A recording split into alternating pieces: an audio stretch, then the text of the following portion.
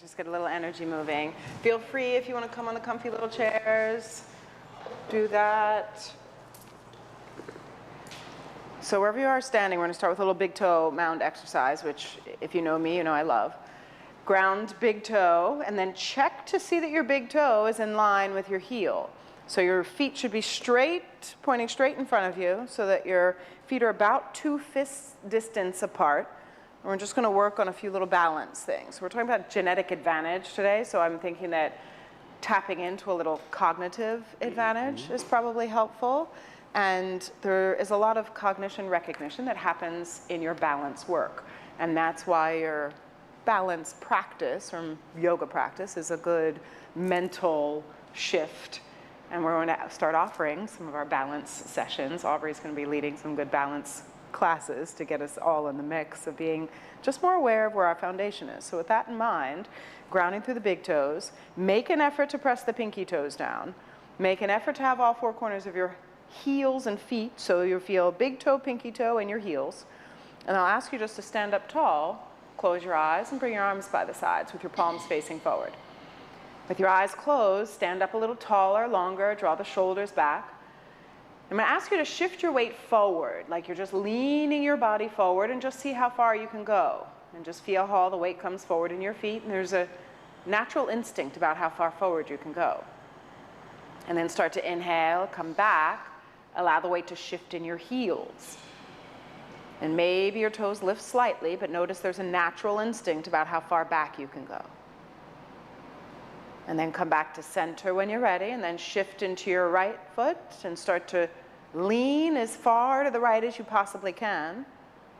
And just notice there's a natural instinct about how far you can go to the right without falling. And then slowly back to center, shift into the left foot, and as far over to the left as you can go. Try to feel like your right foot lifts off the floor just a little. Just test yourself and just notice the muscles in your left leg that have to engage to keep you balanced. Notice the awareness you have to keep you balanced. Come back to center and keep the eyes closed, and now find where that middle way is, where you feel equal energy through both legs, equal energy through both big toes, equal energy moving up your legs, your calves, your thighs. Pull your hip bones forward just a little, feel your lower belly engage, maybe your glutes engage a little, and then when you're ready, open your eyes. And this is where things get a little more exciting. Now with your eyes open, shift the weight into your right foot and start to lift your left foot off the floor. Once you lift your left foot, if you feel comfortable enough, begin to lift the left knee. Try to smile while you're doing it. Take a full breath, flex the left toes, feel the left leg engaged as much as the right. Take one more. Everybody in here must be super smart. On the exhale, slowly come back to center. Let the left foot come down. So now don't be surprised if there's a difference between one side and the next. Shift into the left. Start to let the right foot lift off the floor. Notice how there's an innate awareness of where you can be stable and stationary. Flex through the right toes. Feel the right leg engage. Try to lift the right knee a little higher if you can. Try to smile. And then slowly and gently let the right foot come down. Beautiful. Now from that space, bring the arms out in front of you. Get a little energy moving. Start to feel the weight shift into your big toes. Feel the toes spread wide. Put a slight bend in your knees. On the next inhale, lift both heels. This is known as awkward posture. So your work is not to let your shoulders drift back, but I'm going to ask you to sit down a little lower and smile a little wider. Sit down a little lower. Smile a little wider. Don't let your knees drift. Keep them hugging into the midline. Now lift the heels a little higher. Take another deep breath. Beautiful. Slowly come back up to standing and then drop the heels. Hands face each other. Shoulders draw back. Keep the weight into your heels, your big toe mound, and then exhale and start to sit back as far as you're able. Beautiful. 3 breaths here. Try to lift the toes if you're able. 2 more breaths. Shift the weight back into the heels. Don't look so serious, Rich. Take 1 more breath. So good. 1 more. From here, weight into your toes and lift your heels. 2 breaths. 1 more. I challenge you to think of anything else you have to do the rest of the day. You can't. because you're focused.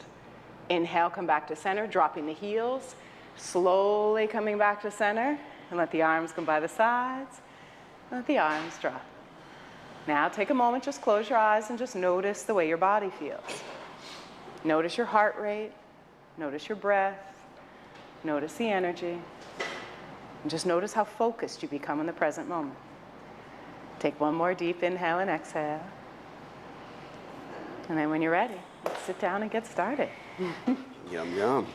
I love that. Very easy way to move a little energy. Wake the body and the mind up. The cardinal sin. All right, so we're mic'd up, ready to go. Mic'd up, ready to rock and roll? Yes. All right. All right. How we doing? Everyone's good. Good, good, good, good, good. So thank you, and then I want to apologize for being slightly late. I have a great reason. My daughter made me breakfast. So, sorry, you know, she made breakfast and I had to be there to help her do everything and, you know, prepare things as Daddy likes it, my tea and everything. So, of course, Cleano came a little bit later, so I apologize about that, but it was a great excuse for me to be late and spend some more father-daughter time. So today, let's understand our genes a little bit better. Guys, the essence of what I want you to understand is very, very simple. Our genes are this wildly complex thing that, to understand, it took about 126,000 people to make you. 126,000 people to make you, right? So it seems very, very complicated, very, very convoluted, but it also shows our interconnections in all types of senses, all right? Our genes are something that we can tap into so easily that we don't realize just by what we just did, that 5 minutes worth of work has now changed the alignment of our genes already, right? So I'm gonna get into it. As I always say, and I'll show a short slide as well, genes are very, very complex, but not complicated for me. Let's get going. So this is the normal, I say, attitude we actually look at. And when I say look at, we're looking at the essence of everything that we do. I'm trying to not turn around, but I'm gonna have to. The essence of what we're looking at is how we look at our health, our structure, our body, and everything that really goes into how we function. Our biology is, yes, the foundation of our life, but you also will see what our social behaviors, our psychosocial behaviors as well. Our environment plays a huge role. And you see all these little lines, how they twist and turn and interconnect in all different ways. This is essentially how our body, how our minds, how our environment influence every part of our body, including, yes, our genes as well. So to say before, it's complex, but it's not complicated. So I'll try to break it down so we can understand these things. This is usually a more interactive where we try to get you guys to interact a little bit. Towards the end, I'll get you a little bit involved because I want to run through a bunch of slides and just open your mind as much as possible to understand some of these things, all right? What's this? This is our normal model of obesity here in the United States or all over the world. We look at the soil degeneration. We look at our, and you see the term I put up there, the pseudo-stress? Does anyone have a question about what pseudo-stress is? Is pseudo-stress something we're just creating in our own minds that really doesn't exist in the world? It's just our projection into the future and reflection on the past? Exactly. Exactly. Stress was designed to make sure that we did what? Survive. React. Run away from something that was going to kill us. I was talking to a friend of mine yesterday. He's actually a pastor who were talking. And he says he's been waking up with panic attacks every night. Panic attacks. From what I say? He said, I don't know. How many of you guys have anxiety? Let's be honest, right? Anxiety is nothing more than a figment of our imagination. But do you know how much anxiety plays a role in how you're expressing your genes right now? Majorly, okay? So I want you guys to understand this. What we think we truly become, because we've seen this in how our genes work. Also, a lot of research that shows something that's very, very profound. Your great-grandmother is the one who's made you anxious. She's gone through some sort of traumatic event, and her genes have now changed and passed that on to you. So thank you, great-grandma. I love you. But there's also different chemical reactions that's in the environment as well that allow us to be the way we are. But the reason why I bring up obesity and global obesity, it is an epidemic. This is the first epidemic that's really going on around the world. So And I was laughing because, we were talking about how things are genetically, everybody blames whatever disease they have or whatever predisposition they have on their ancestors. Say, oh, well, my father died of heart disease, or my mother had cancer, or whatever the rationale is for why we have a certain makeup or physical health that we do. Yeah. But we have the opportunity, to be aware of maybe what their lifestyle choices were and make that shift. And then it's, funny, there's a lot of people who's like, oh, they think they're just like big boned or just like they're big, big kids or was a big baby. Well, a lot of people that literally, if you look at premature children who could have been born at 2 or 3 pounds, they wind up, growing up 6 feet, so, 250 pounds. So there's no correlation between literally what our ancestors had or what we looked like as children to how we show up in the world today. And we have the ability to change those things. Exactly. So thinking about just what the lines are and the connections are with that, I think is really important. Exactly. And the first one, 99% of our existence, human existence, we were hunters and gatherers, which means that we had to go out and get our own food. We had to plant our own food, cultivate our own food. How many of us actually have a garden that we actually eat from? We have gardens, but we eat from them. Do we actually maintain a relationship with the food that we actually put on our plate on a daily basis? Or are we just so far removed, we just try to find the easiest thing to eat, not really caring about how processed it is or where it really came from? I said before, I grew up on a farm. We raised goats, pigs, and we had chickens, and a bunch of fruits and veggies. And my first experience was seeing chicken in a package. I was like, that's not chicken. We have chicken running around on the farm, back on the farm. So it's this connection with food. And I was telling my, like no one believes that, I can kill and process meat, which I used to have to when I was younger, right? I got my first rifle when I was 7 years old, so I knew how to process meat. My grandfather, Native American of the Bacol tribe, I love him to death. He taught me so much, but he was the most humane man. Is like, yes, we had to kill and process these hogs. However, if you didn't do it properly and one of these hogs squealed, he would get so angry with you, so angry. He was so humane with everything he did because he understood that I'm not just raising like hundreds of of hogs just for money. I'm raising because I have people that I'm selling them to, and these families are going to eat off this for the entire year or 6 months or whatever. He had a purpose behind doing everything he was doing. So that also taught me with what I'm doing with medicine, have a purpose behind all of this as well. Well, and even the trauma that you said is passed down generationally, Exactly. The trauma that's in the animals that are Exactly. slaughtered, like that little squeal prior to being Exactly. slaughtered, that Yeah. energy is literally just recorded in the DNA structure of that animal that then we're consuming. So where the fear comes from is from multiple places, just Exactly. even what you're eating, thinking. Yeah, and I'm sorry to cut you off because there's a lot of research with that as well. There's a ton of research with just that. Animals that are truly grass-fed in the pasture, walking around, versus the ones that are in the slaughterhouses. Not even the quality of the meat, which is that, but it's also the type of chemicals that it produces, the monocortisone. Some of these animals produce a stress hormone. So now you're ingesting that stress hormone as well, right? And what's going to happen? Your stress hormones will start to go up because your body will start responding to that too.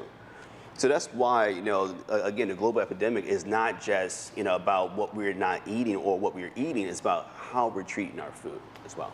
That affects our DNA. So the normal sick model, just right here.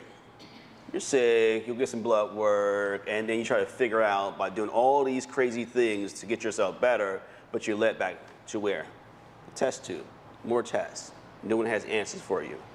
So what we've been able to do with this personalized medicine, and I never used that term before, what I do, personalized medicine, I think because it was overused so much, no one really knew and understood what personalized medicine really was. Personalized medicine is understanding who you are in contrast to everything that's going on around you. As Christine said earlier, we have this thing where we say, oh, wow, you know, my mom and dad had type 2 diabetes. Oh, yeah, of course I'm going to have it. Oh, yes, I have hypertension because of X, Y, Z. No, purely lifestyle, purely environmental. Okay, so understand that. And this sick model right here, guys, is something that the reason why I dropped out of medical school was because of this sick model. You know, I was, wait a minute, are we going to learn about how to treat patients? Yeah, I'm like, no, you're talking about these medications, about these conditions. I want to learn how to treat these people so I'll never see them again. My greatest compliment when I see a patient and I don't see him, or I see him out in the public, and I'm like, I haven't seen you in so long. Yeah, because I feel better. Thank you. That's my best compliment, is to educate the patients as much as possible about their conditions so you can treat yourself at home. I don't want to see you every couple of weeks or every month for something. Bye, leave.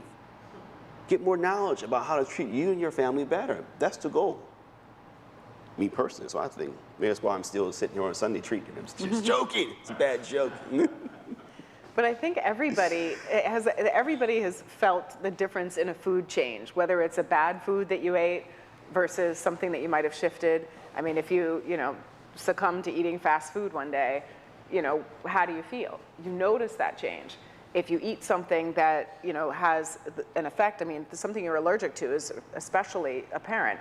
But it's funny because that even changes over time. I would joke that I probably overdosed on kiwi because now I can't eat kiwi. My whole mouth blows up, my throat gets tight. But it's like, but that just happened over the course of an 8-year period. Like I used, and I was having certain foods in my diet regularly.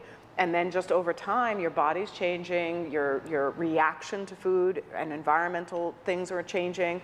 I mean, I grew up, my mom never used chemical cleaning products. So like if I smell bleach or smell like even Tide or chemical laundry detergents, my nose runs, my eyes water. I get like this thing in my throat. I can taste it. The smell of it is like so pungent. Like if people wear, people wear certain colognes and things. It's like I can't even sit in the same room with them. And so it's like you realize like how your body is responding to all these environmental things. And I think if we're going to be intelligent about aging, like how do we use what we're noticing, just these observations that we're making to be more strict and stringent about what we allow into our space? 100%, 120%. Just to piggyback on that, I've been vegan or vegetarian for over 30 plus years, and I was allergic to broccoli, apples, and all the things I was eating too much of.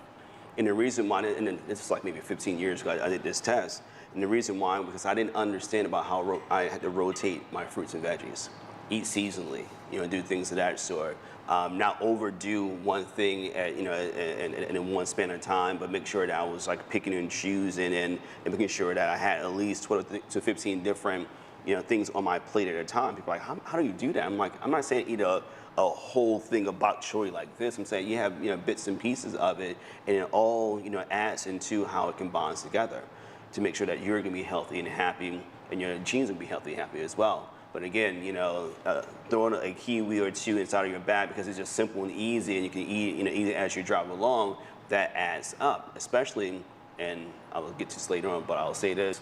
The biggest thing I always tell people, if you're not from that region, don't eat the food. If it doesn't grow in that region, don't eat the food. And why?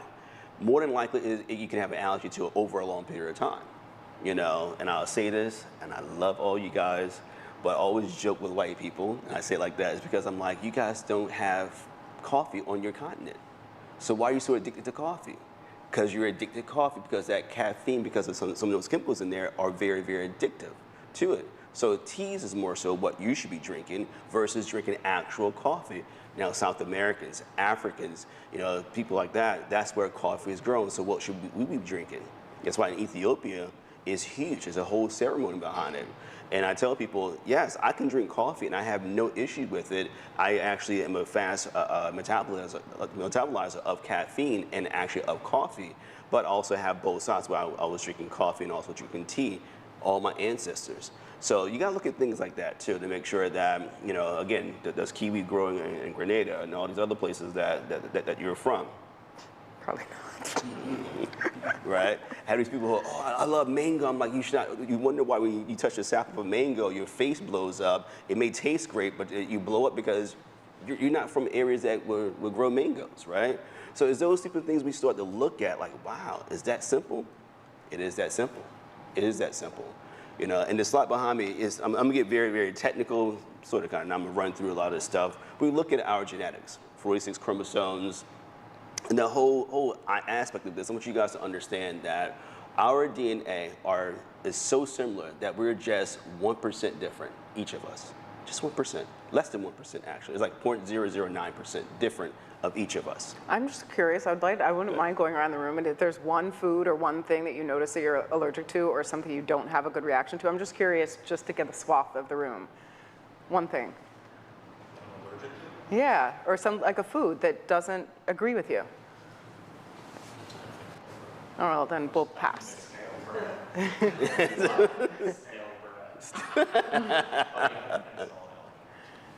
Anything that you notice? Peanuts. Peanuts. Yeah. Yeah, and that can be that's like a deadly thing for a lot of people. Yeah. It's like mainly walnuts, almonds, almonds type of nuts. Mine used to be grapefruit, but it disappeared. It used to make my mouth crack and do weird things, and now it's opposite. You know, your body changes. Yeah, Yeah. Hormones change. Yeah. Hormones start to change. It's funny, actually, grapefruit is a huge antagonist to your detoxification module in different individuals. And actually, you and I get to a whole different thing. It's not you. I'm just saying in general, because I haven't gotten yours back yet. But in general, grapefruit can be detrimental to a lot of individuals too. Yeah. Did you have a severe reaction to the nuts that you noticed, or was it just over time you noticed you weren't tolerant? No, I was born with it, but like over time, like I still have a reaction to it, but it's like not nearly as bad as others. Like it's just like I notice it, my mouth kind of swells up a little bit. I was like, I just go about my day, drink some water. Yeah. But it's like my mouth starts to itch. And with that right there, and I'm starting talking about everyone now, but with that right there, that's usually not a genetic variance. That's usually an environmental type thing. Like if you are in areas that have a lot of, let's say, bugs, cockroaches, things of that sort, or your mom didn't actually take the proper prenatal vitamins, so your neural canal was not formed efficiently. That's when it usually happens when a lot of kids have these nut allergies nowadays, and also over-vaccination as well has now deregulated a lot of these genes, especially PPAR-gamma and some of these other genes that we'll be looking at too. And that's one reason why a lot of these allergies start to rise. I have a question about honey and pollen. Yes. If you eat pollen in an area, does it help you to... Theoretically. Huh?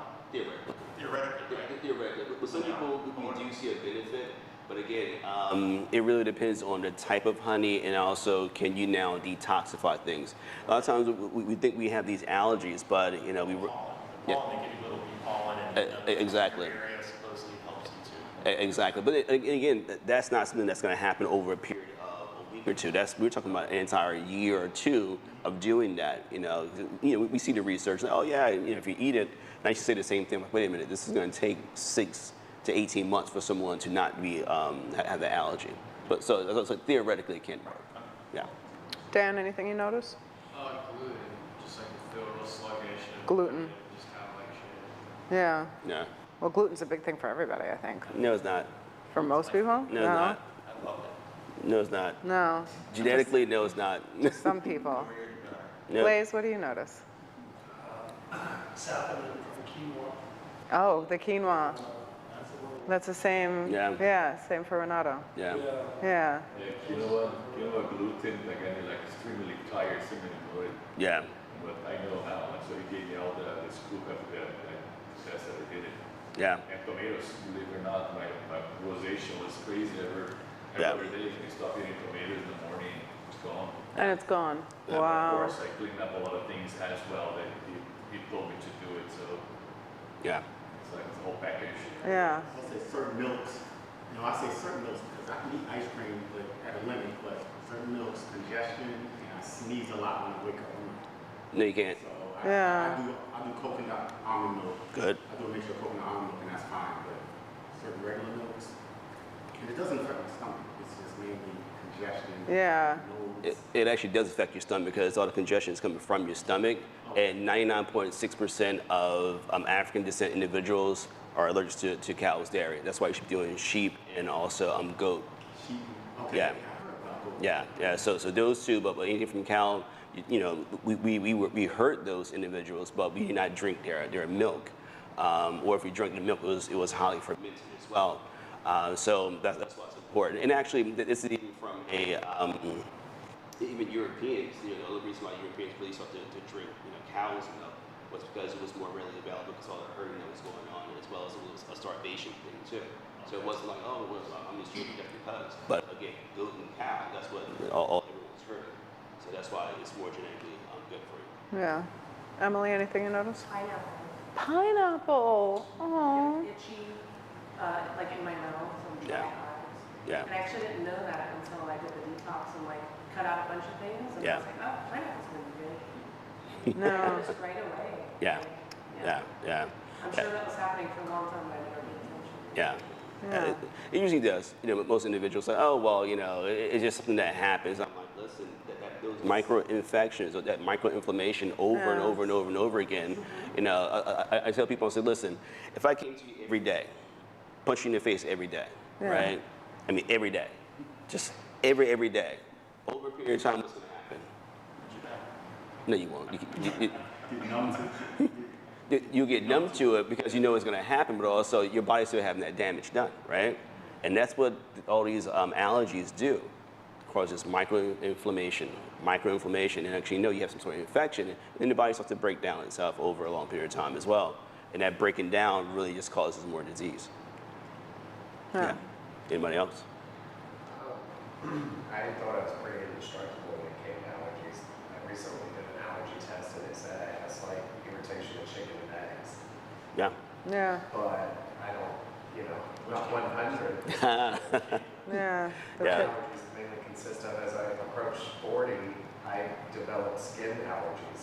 Yeah. So scents, perfume, lotions. Yeah. toxins, Yeah. things like that. Exotoxins are something that people just don't understand. Exotoxins are their fragrances, are like a lot of things that are just in the air that we just don't understand. And it does affect, and I'll show you later on, how it affects your genes. And it will just start to downregulate too many things, and your body will just start to overexpress. That's why you have a lot of the skin allergies too.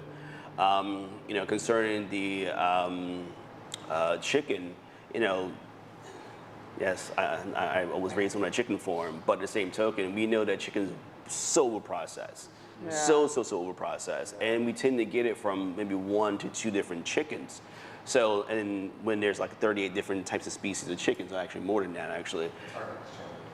Right? So it's like if you're using the same type of chicken with everyone, what's going to happen is everyone starts getting these toxins to it. And that's what's starting to happen. Like for me, if I do feed my family any sort of chicken, is usually a wild game type chicken, like a Cornish hen or whatever, or I move to more gamey things. And you guys gotta find a local butcher that specializes in stuff like that. And you'll find that, wow, I can actually have this black chicken or this other weird looking chicken. Yeah, you can have it because it's not from the same species. Well, and that's the funny thing is like, people joke a lot about, people being inbred in the South, but it's like, think about, but like, no, but well, but this is the thing. It's like you wouldn't date your cousin or whatever, but like people are eating the chickens and the animals that are legitimately inbred. And like, so what, there's all these, myths and ideas about what happens when, people are inbreeding. Well, what's happening to the animals that are being inbred, that are just legitimately being, the reproductive path of these, they're, a lot of things like with horses, you notice, because like they're trying to breed them. And so they'll do separate, certain, force them together, and it's like, well, you're eating this inbred animal that's been inbred over and over and over and over again. Yeah. So if there was a genetic mutation associated with inbreeding, certainly everybody has it. Exactly. I mean, it's so prevalent in how we produce our food. It's so prevalent because we don't care about the end product. We care about what we see right now. You know, make it as big and fat and meaty as possible, any way possible. So that's why, again, it's very, very hard for us to really understand that anything you eat or drink, you have to be able to control as much as possible, even down to your water. Like, you know, the exotoxins I was talking about, you know, just regular city water is full of so much stuff. I mean, antibiotics, you know, cocaine, heroin. I mean, it's been some tests locally here, where it's like there's so many prescription drugs that are actually in our water, our city water. And it's like, what the, like, why and how did this even happen? Because again, you flush everything down the toilet. You know, we're just filtering this stuff out. It's not really being boiled and recycled. You know, it's kind of crazy. So I have filters on my entire house, showers and everything, even the filtration system coming inside the house. So when we test it now, it's like nothing. So we can put the trace minerals back inside there. Yeah. But you gotta be very, very careful on all fronts as well.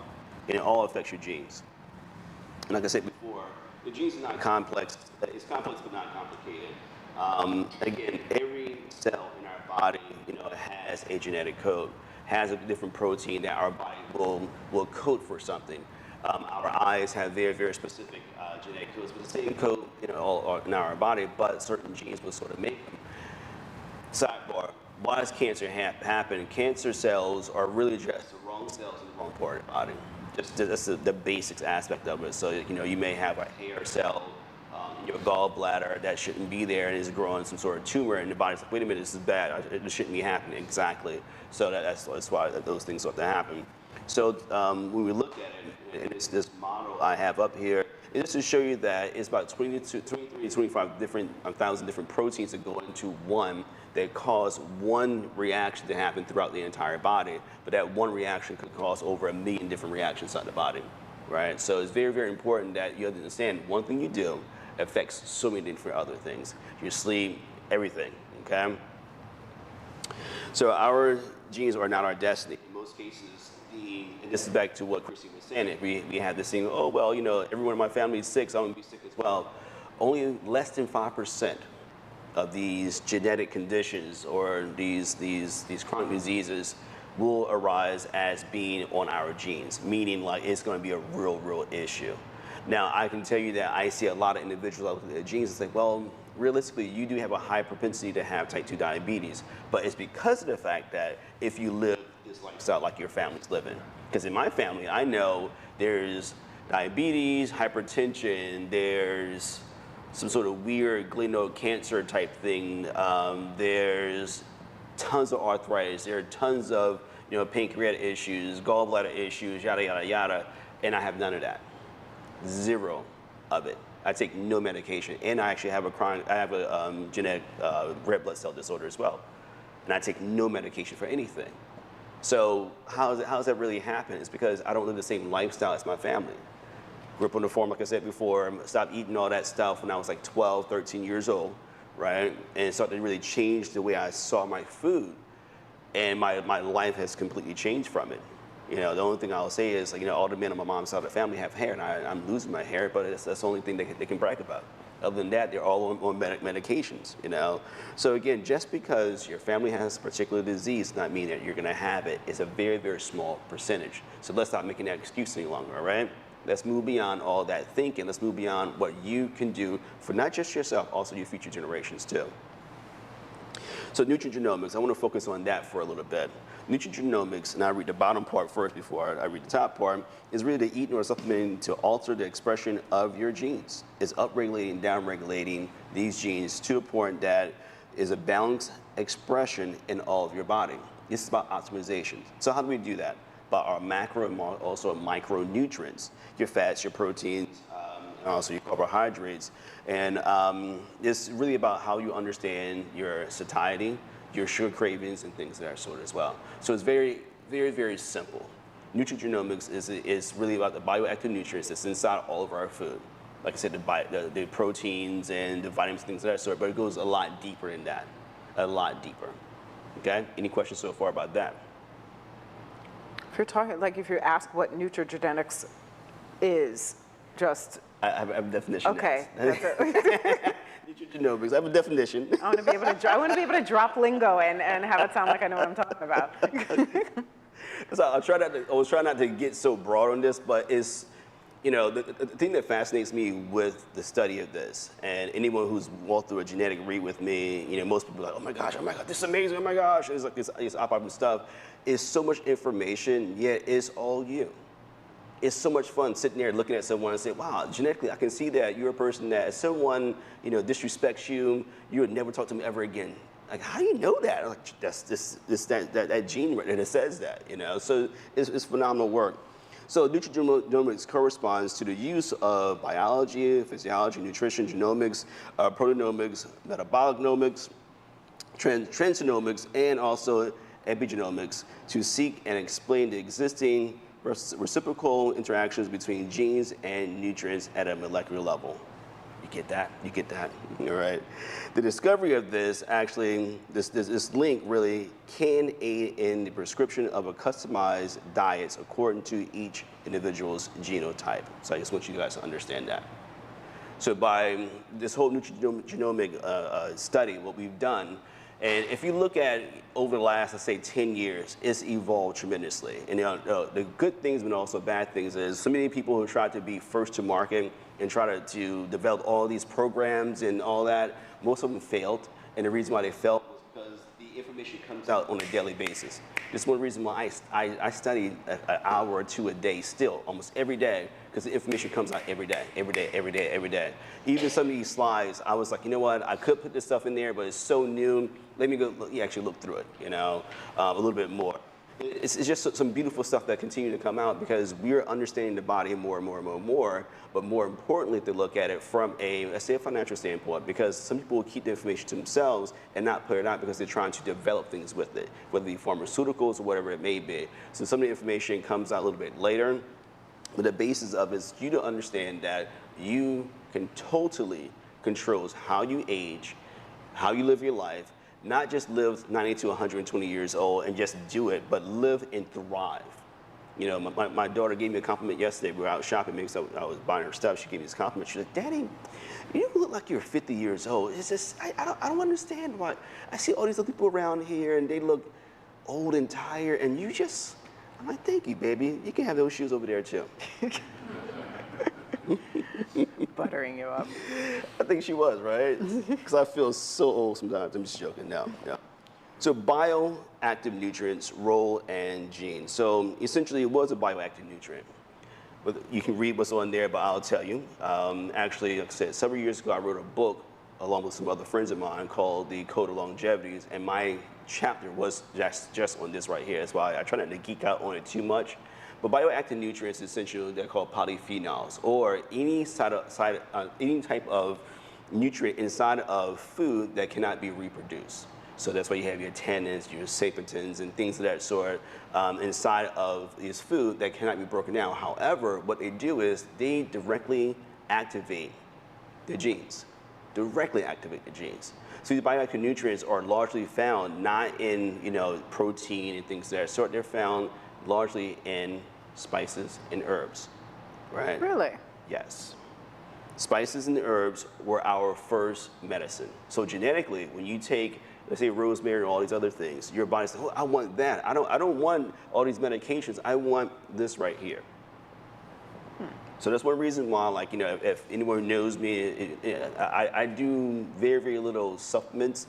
I do herbs, because the herbs are going to heal you faster, deeper, and more completely, because your body wants their herbs over wanting all these other things.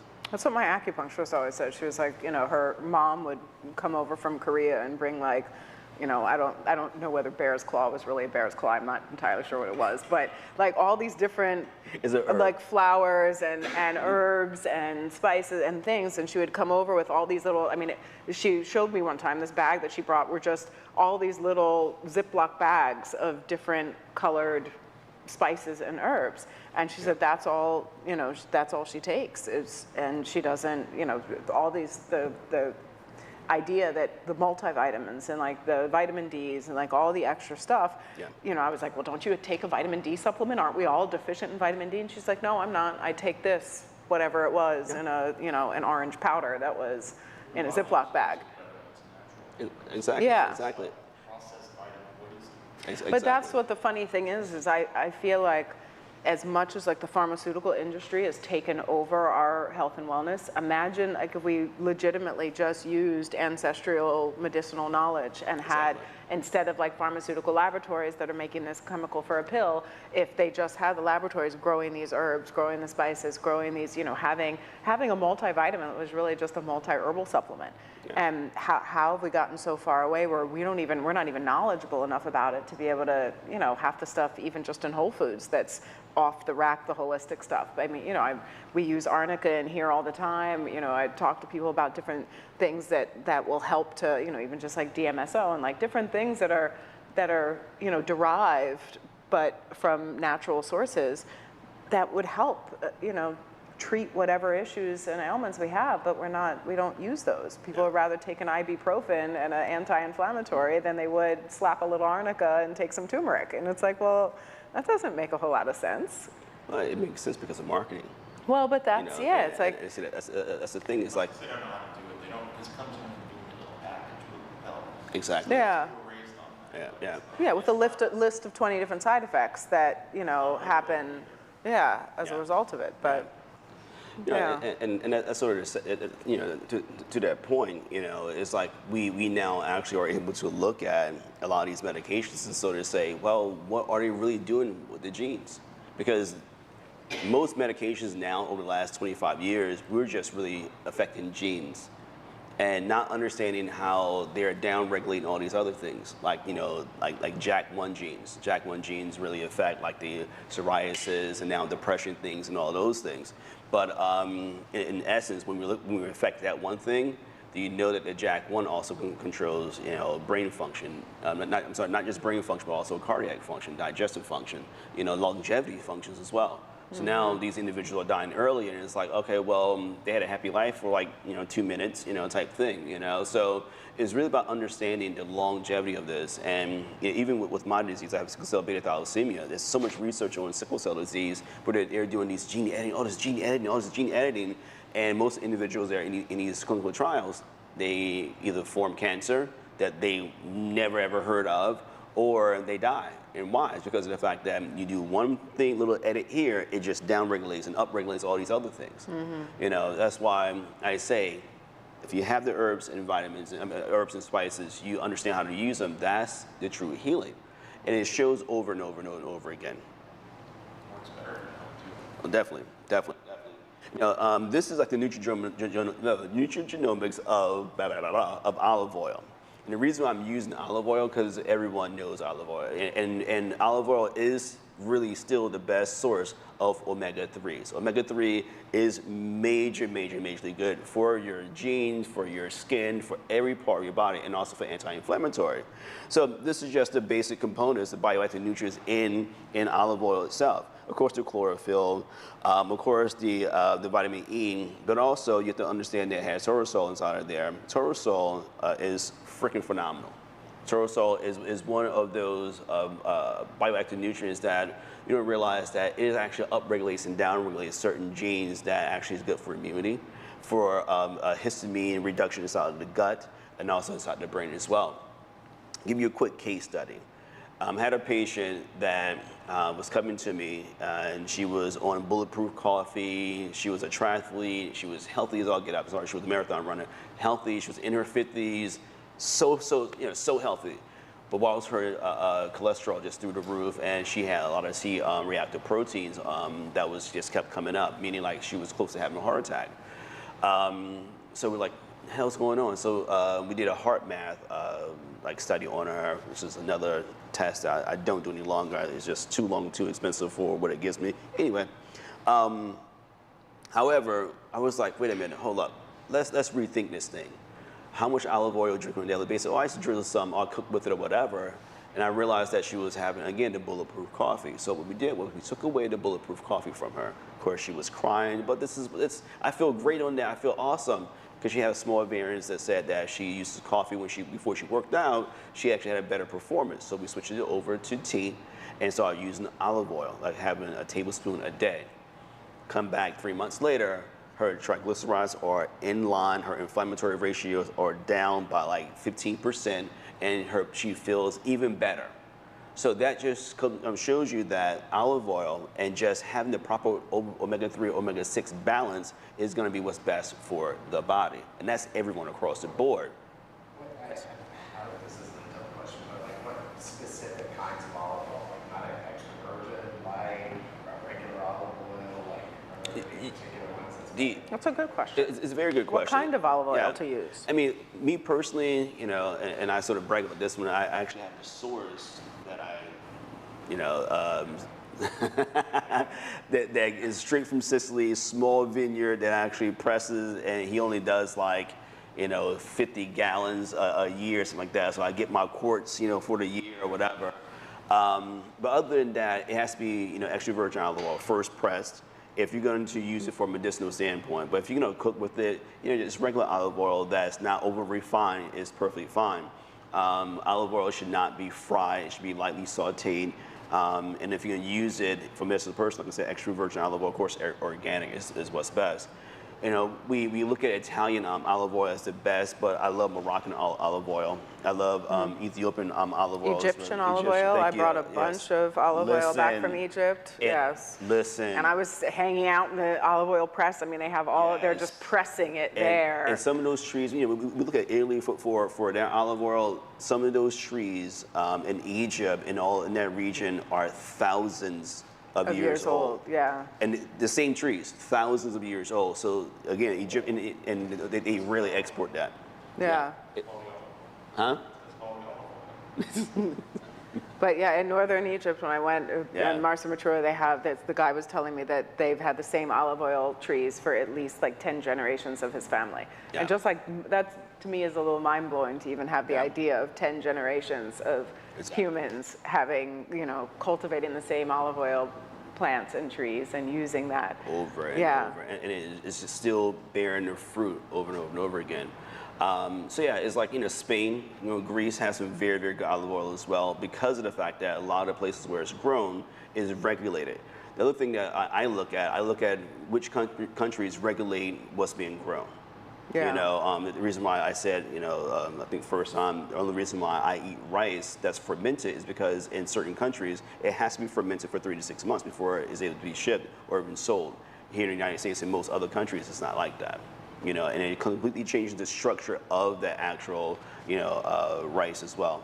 So the same thing with olive oil. It's like make sure that it has a manufacturing date on it when it was actually pressed, and also an expiration date. But make sure that it's a genealogy you can also go back to.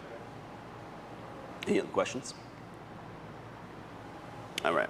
So yeah, the OLE, I just say it from that, is another one of the ones I'm gonna get into a little bit. And this OLE has been shown to actually upregulate and downregulate very, very specific genes. IGF, that's the insulin growth factor. I'm sorry, immuno growth factor. I said insulin, almost wrong with me. It's Sunday. How you doing? As well as the mTOR pathways. mTOR pathways are like the master pathways for your antioxidants, right? So again, if this is the master pathway for your antioxidants to even get inside of the cell, forget about it. You know, you need to actually be able to unlock this stuff as well. The FOXO3, the SIRT1, and the PPAR gamma, the NF kappa beta globulin as well. All these pathways are inflammatory pathways or deregulation of inflammation pathways that your body actually has to use on a daily basis with anything. So anyone who's also done a genetic test with me, I always do your detoxification pathways. If you can't detox, forget about it. And I find that most individuals are not detoxing well, of course, from external factors, but some individuals have even worse where the mitochondria does not even detoxify. What does that really mean? Your body cannot really get rid of these toxins out of the body, so it leaves it inside a little bit longer, okay? So olive oil has been shown to also be able to deregulate that. How many more slides do we have? Not very many. Move quickly though, because we're running out of time. Fine, I'll move faster. And this is just an example of how the things are being upregulated and downregulated with this very, very specific gene that's actually in charge of inflammation throughout your entire body, especially your intestines, Click. I'm just joking. Yeah, Just joking. Bioactive, Keep it moving. it's a lot of information. I'm a Well, nerd, I okay? know, I'm a but- nerd. I love it. So bioactive herbs and spices. Let's look at, someone say the word for me. I can't speak to that. What? I don't know what that is. You- Bacopa. You know Bacopia? I don't know Bacopia. Do you know Bacopia? Bacopia. Okay, yeah. You guys know Bacopia? Do you know what Bacopia is? Do you know what? Thank you. Fine. Oh my This is what gosh. I'm sorry. All right. Bacopa. Bacopa, yeah. Bacopa. Yeah. Do you know what Bacopa is? Aha. This is what I'm asking. You guys need to know what Bacopa is.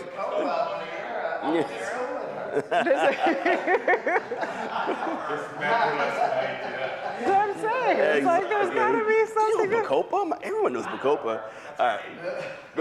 Bacopa is one of those anti-inflammatory ones, but also the beautiful thing is also anti-anxiety as well, along with Tulsi, you know, Yeah. the holy basil. So it's one of those ones that's it's almost like rhodia, you know, rhodesia and all those other things that are so good for being anti-inflammatory, but also anti-anxiety, anti-stress, and things of that sort as well. These are just natural herbs that, you know, we you know, should have in our body on a daily basis. The other thing that you can do, It's a plant, right? it's a herb. It's a tea, essentially. So something you can do every day.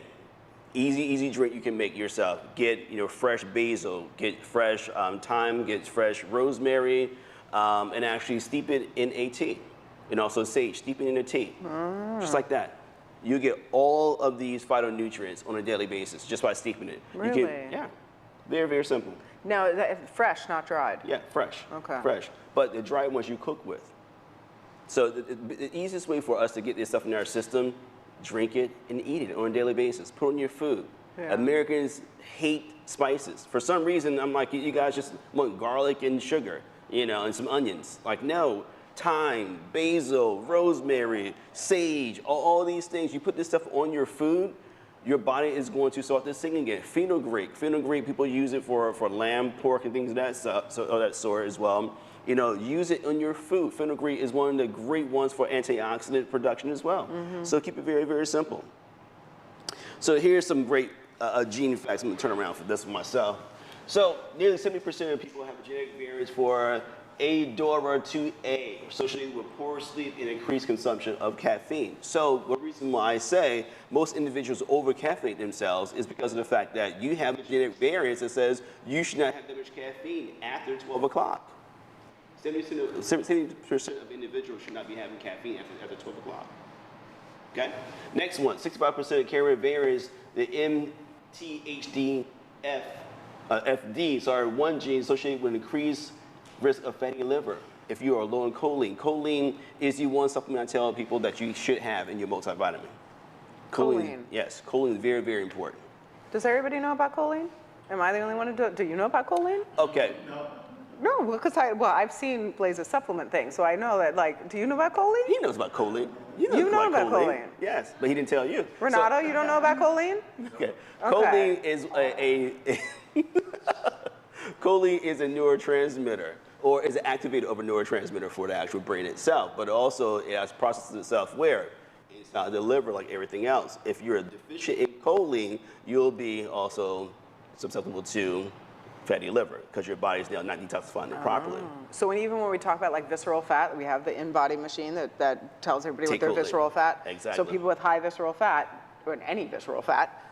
They should possibly be on choline. But I say yes. Haven't Yes, said choline. generally speaking. Yeah. So back to the insomnia thing, though, a lot of individuals, you want me to rush, but now you want me to slow down. So zinc is also a huge activator of your genes as well with folic acid. Now zinc, the way your body naturally produces melatonin is how you need zinc, ubiquitol, and also vitamin D to naturally make melatonin. So if you're a little bit deficient in zinc, you won't make melatonin, but also with zinc, the other thing with immunity-wise is if you look deficient in it, your body needs it for your thymus. It doesn't make thiamine. Thiamine is what actually locates all your diseases inside of your body. If you're like a 5% deficient in zinc, it will not detect things in your body. Okay. Okay? And just to point out, we will send this in the blog post that is the follow-up to our session.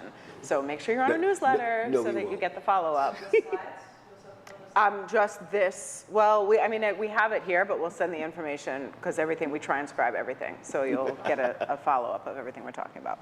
60% of people have a variant of the AGT gene shown to associate with increased risk of hypertension on a high salt intake. So not everyone has a genetic variant, but a lot of people do.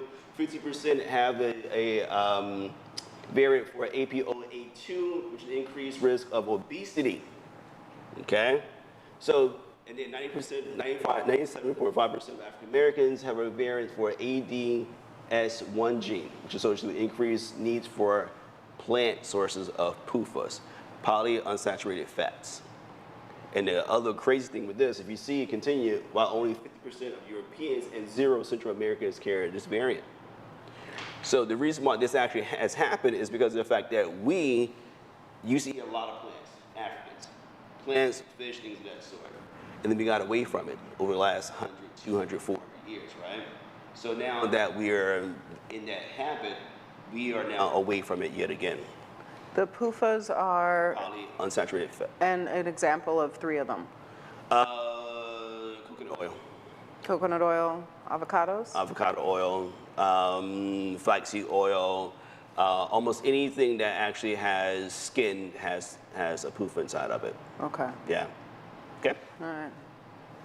And 0.005% of population carry variants, which has a fructose intolerance. Means that people say, oh, I don't like fruit, I don't like fruit. No. It's like the fact that you just don't know what fruit really is. A very, very small variance of individuals, if they have too much fructose, which is different types of fruit, they'll have a genetic reaction to it as well. Get that? Understand that? Mm-hmm. I'll skip that one since I have to rush. This is a funny one. 58% of Japanese men carry a genetic variance that if they have a high tolerance for alcohol, so they can outdrink. They'll drink your Japanese friends. I thought the Irish. Japanese. No. Japanese, it's a myth. Here's the one that I wanted to get to. 65% of global population carry the variants associated with fast metabolism of caffeine and lower risk of heart attack by comparison to 50% of the slower metabolisms. So this basically means that if you are a fast metabolism of caffeine, that's a great thing. The slow metabolism of it, you have a cardiac risk. And I like last week I saw 3 people like this. Like, you are a slow metabolizer, do not drink coffee. Do not drink caffeine past like 10 o'clock in the morning to make sure that your body gets rid of it and detoxify it. 50% of individuals have a genetic variance for increased bitter taste perception. This is one reason why people don't eat their fruits and veggies. People have that bitter taste and quality in their mouth. So, but the importance of that, most individuals have a vitamin B12 and B9 deficiency, and and also vitamin D deficiency as well, which is one reason why most of these 3 things, the vitamin D, B12, and folic acid, these are huge activators of your genetic code, and most individuals are deficient in it. One of the reasons why these chronic diseases are so high as well. Let's run through these real quick. This is vitamin D expression for cardiac and autoimmune disease from genetic variants as well. Meditators, those who meditate, there are 2,209 genes that express switch on or switch off when you meditate. Okay, so it's very, very good. And then when you chronically exercise, it's shown to express over 7,000 genes. This is a chart of some of those. It actually upregulates and downregulates. Good and also bad.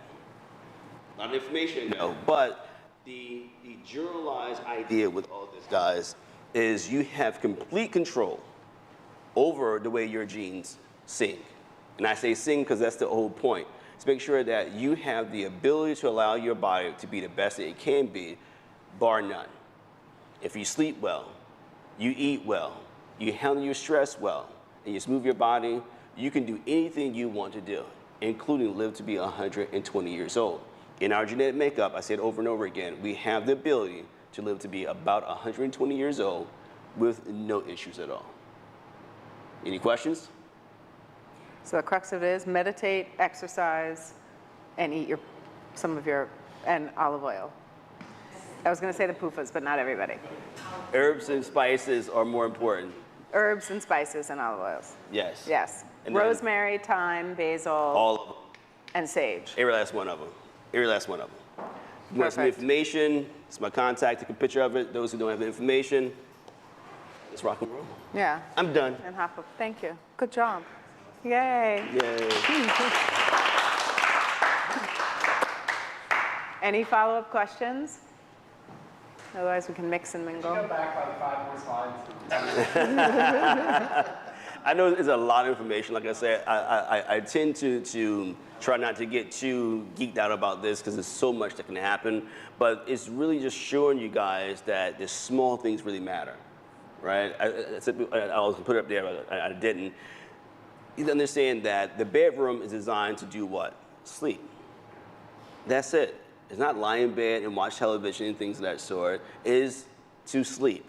I say, this is the way I usually put it, the bedroom is designed for 2 things, sex and sleep. That's it. Well, yeah, exactly. So no TV at all. The best way for you to get to sleep is And to no have cell phones. No cell phones at all. Yes. Best thing to do is have a dark room, no light at all, cool temperature, and if you can, sleep naked or with as little clothes as possible. Because as soon as any light hits your skin in the morning, your body starts to wake up, and you may still be asleep, but your body starts to wake up and start producing all these things. Your cortisol levels start to slowly go up. So remember, a lot of you guys have those like bad dreams right before you wake up in the morning, because your cortisol's already started. You didn't even know it. Yeah. And your genes started that system, because you're so used to being what? Stressed out and having anxiety. Yeah. That's something we just mentioned because I've been sleeping like with the no blinds, nothing for the past year. Yeah. I'm having the best sleep ever. Yeah. I sleep in a dark room. Yes. And I slept pretty much 4 hours as a max I could sleep in a dark room. Yeah. Now I can sleep for 10 hours. Nice. Bright light room. So Wow. that doesn't make sense without the controversy. It doesn't, but the same token, I always tell people, I'm like, the science is always there, but it can also be like when you're in that dark room, how were you feeling in that dark room? Did you have a lot of anxiety going on? Were you kind of scared? I mean, exactly. And it's, oh, no, I felt fine. But the same token, you may feel more comfortable sleeping in a certain way, but your body may want to also do something different as well. It's just, I'm just going by research. I love to check on the cortisol level because I realized that with the lights, it's hard for me to keep the weight I had before in the dark. So that makes sense, right? Yeah. The cortisol level. Exactly, because again, what tends to happen is you may be sleeping well, but your body's still not resting or detoxifying efficiently because everything's still going. I mean, it's anytime I sleep, my 6 to 7 hours a night. Again, I have the genetic variance where I can sleep 6 to 7 hours a night. Most individuals are 7 to 9 hours a night. But anytime I sleep that perfectly, I wake up 6-pack, look amazing. If I don't do that, bloated, because my body still has not finished detoxifying itself. So you got to be very, very careful. That's the other part.